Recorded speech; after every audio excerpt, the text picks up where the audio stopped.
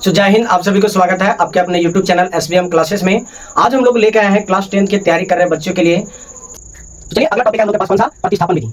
प्रतिस्थापन विधि से x और y का मान ज्ञात करें। तो क्या x और y का क्या करना है? मान ज्ञात करना है। ये भी टॉपिक जो है ये आप लोग को पहला टॉपिक बता विलोपन, और ये सभी 2026 के टारगेट से है। आप लोग ध्यानपूर्वक एकदम पढ़ें किस तरीके से क्या कौन से समीकरण को सॉल्व किया जाता है। ठीक है। तो एक क्वेश्चन है कि x + 2y बराबर 7, इसको मानते हैं समीकरण 1, और समीकरण 2 में दिया गया है कि 2x + 3y बराबर में है 2।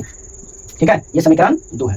तो देखा जाए प्रतिस्थापन से पहले इसमें लिखेंगे समीकरण 1 से, इसमें समीकरण निकालेंगे, दो समीकरण दिया रहेगा। प्रतिस्थापन का रूल है कि दो समीकरण दिया रहेगा, एक और समीकरण निकालेंगे या तो 1 से या तो फिर 2 से, दोनों में से किसी एक से एक और समीकरण निकालेंगे, मतलब समीकरण 3 निकालेंगे, तब जाके हमारा मान निकलेगा। अब देखा जाए क्या करेंगे इस समीकरण 1 से, समीकरण 1 से समीकरण क्या है? x + 2y बराबर 7 है।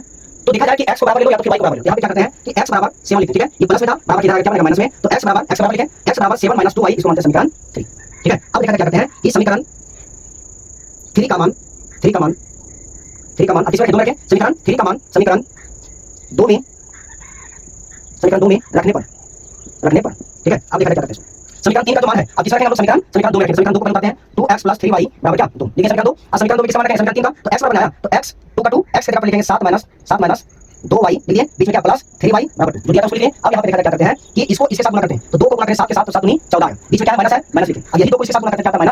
-4y। ठीक है, अब देखा बीच में क्या प्लस 3y बराबर 2 है। ये था, ये 2 को इसके साथ गुणा किए और इसके भी साथ गुणा किए। ठीक है, तो 7 दूनी 14, 2 दूनी 4y + 3y बराबर क्या? 2 है। अब ऐसा करते हैं कि 14 लीजिए। अब देखा प्लस माइनस है, इसके पास y 4 हुआ, इसके पास y 3 हुआ, घटेगा प्लस माइनस है, तो घटेगा क्या लिखेंगे? क्या लिखेंगे? y 4y में 3y चला गया, 1y बचा। अब ये दोनों में जो बड़ी संख्या उसी का चिन्ह लगाएंगे, लगाइए बराबर क्या है? 2 है। अब देखा कि -y बराबर 2 लिखते हैं। अभी प्लस में बराबर 2 उठा लेगा, क्या आएगा? क्या माइनस में, अब -y इसको घटाते हैं, प्लस माइनस देखा जाए बड़ी संख्या छोटी संख्या बड़ी संख्या घटेगा, तो उल्टा घटाते हैं। तो 14 में 2 घटा दिया जाए कितना? 12, अब बड़ी संख्या माइनस में माइनस कट गया, y का मान क्या निकला? y का मान 12 निकला। ठीक है, अब देखा जाए अब समीकरण 3 में, समीकरण 3 था, समीकरण 3 में y का मान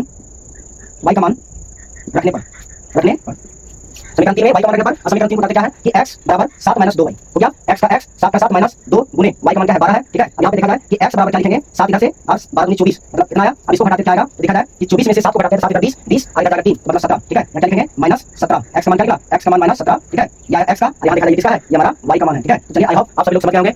आदि क्लास अच्छा लगेगा लाइक शेयर और सब्सक्राइब भी करें, और हाँ बेल आइकन को दबाना ना भूलें, ताकि आने वाले हर एक क्लास का नोटिफिकेशन आप लोग तक पहुंचेगा बहुत ही जल्द।